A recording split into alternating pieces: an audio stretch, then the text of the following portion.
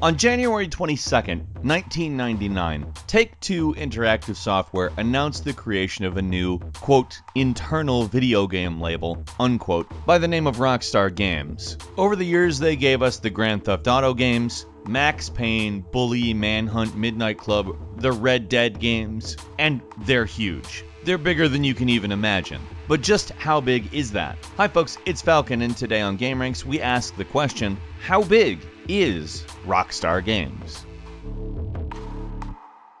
The press release Rockstar Games put out in January of 1999 was not actually their founding. It was their first public action. Over the course of the previous year, they had put together quite a few different developers that Take-Two had acquired to create Rockstar Games, including DMA Design, now known as Rockstar North Limited, although their name officially changed after the release of Grand Theft Auto 3 in 2001. However, DMA Design is the studio that heads up and created Grand Theft Auto. David Jones and Mike Daly are the actual people who came up with the concept of Grand Theft Auto, although later titles were mainly helmed by Dan and Sam Houser, who also actually founded the overarching Rockstar company. Now, last year, Grand Theft Auto 5 was named the most profitable entertainment product of all time. And this was April last year. It's only continued to make money since, but at that point it had sold 90 million copies and had racked in over $6 billion in revenue from not only those copies sold, but also the recurring consumer spending. Ho ho ho ho!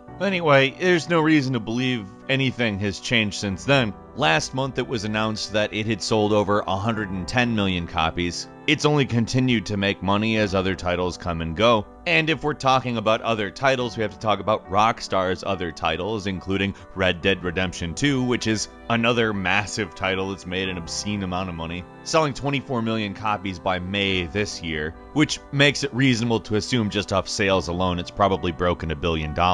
And apparently, Red Dead Redemption Online is actually performing better than Grand Theft Auto Online did at this point in its life cycle, so it's reasonable to assume just breaking $1 billion would probably be a low conservative estimate for what they've done. Which is wild, because these are their two most recent games. They have a very long history of very successful games. By 2014, the company had announced that they'd sold 250 million copies of all of their various games, which is a lot. That's $250 million, and that was 5 years ago now. Given the fact that they have two online products that go along with their huge open world stories that are equally, if not more successful than the open world stories and kind of provide the excuse to do the stories at this point, they've slowed down their development of new titles at this point, but that's understandable, I get it. We used to get Grand Theft Auto games or expansions fairly often.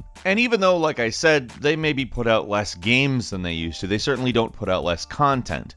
Though according to Take-Two Interactive CEO Strauss Zelnick, that will be changing soon. He said, "I don't think that the time between games will be expanding further. In fact, I would expect in many instances it may compress." He did note that having two online games that function as platforms for new content has eased the pressure to release new titles. He did go on to acknowledge that 8 years between games is too long. They're a thriving company that's constantly doing quite a bit at this point and actually maintain over 2,000 employees worldwide. There's basically an absurd amount of money that changes hands, and given Rockstar was both founded and run by Sam and Dan Houser, they actually take a large amount of those royalties. Last year, Rockstar's royalties totaled in the area of $538 million. And some estimate up to half of that goes to those two people, which is kind of an obscene amount of money. Now, keep in mind that doesn't mean half of that definitely goes to them. It means up to half. There are estimates that are much lower, but there's also a lawsuit from a previous royalty pool sharer by the name of Leslie Benzies, who used to do work on the series and had a stake in the company. That the lawsuit supposedly says that both of them and a couple of key insiders get literally half of the profits that Rockstar receives, which that's a lot of money. Now, I don't know how reliable of a number that is on account his lawsuit suffered a couple of setbacks regarding not just procedure, but some exaggeration as to the amount of money he was supposed to get out of it. However, the court also did rule that there was credible evidence he does have some kind of stake on those royalties. So it should be regarded as, credible information that they make that kind of money. And we know that the royalties distributed to Rockstar were definitely over $500 million last year, so we are talking about a huge business at this point. Back in 2014, Sam and Dan Houser actually entered the list of the 1,000 richest people in the UK, and they've only continued to make money since, which is a, running trend as far as this conversation goes. Now, as big as Rockstar Games is actually owned by Take-Two Interactive, which came into being way back in 1993. So, however big Rockstar is, Take-Two is technically bigger because they both own that and 2K Games, which is another big company. Where Take-Two Interactive gives over $500 million to Rockstar Games as its royalties, Take-Two Interactive makes well over $2 billion a year. Now, relatively speaking, Electronic Arts brought in over $5 billion in 2018, and that makes Rockstar maybe involved in about 1/10 of what EA is involved in. Now, if we're talking about actual products, it's very clear that Rockstar does not ship anywhere near 1/10 the amount of products that EA does. When we consider that Rockstar maybe releases a game, every few years and is competing with them in that way, it's kind of wild. At this point in 2019, EA has published 6 games. Rockstar has published no games this year, not a single one. Now keep in mind, Rockstar functions kind of as a developer slash publisher slash sub-publisher of Take-Two, and EA is a publisher that has a large number of its own internal developers, but you can kind of get how different the business models are just by that. To make 1/10 of what EA makes by not releasing anything.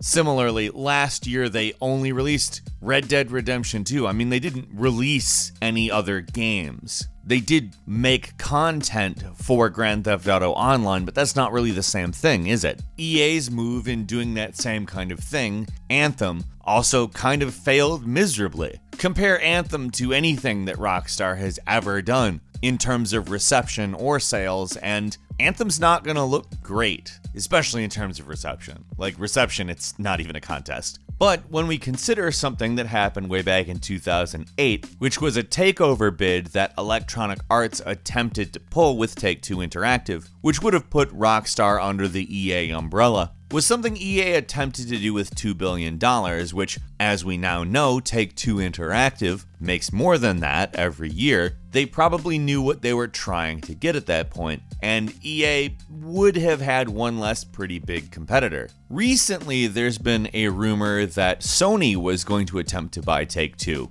Now, keeping in mind Take-Two is worth way more now than back then, just off the strength of Rockstar Games, but let's not forget they own other things as well. Investors, I think, kind of unintuitively, kind of foolishly thought that would be a great thing, because when those rumors started circulating, shares for Take-Two actually went way up. Now, this is kind of an utterly silly thing. The reason why Take-Two does so well is the same reason that Rockstar Games itself does so well. They put games out on multiple platforms. Yes, it would seem like a big boon to make Grand Theft Auto 6 a PlayStation 5 exclusive, but let's not forget why the kind of money that Rockstar Games, and therefore Take-Two Interactive, make happens. It's because you can get these games on any platform. The software itself is the driver of the sale, not the platform, and because of that, whatever you have is where you buy the game. They're big because they cast a very broad net,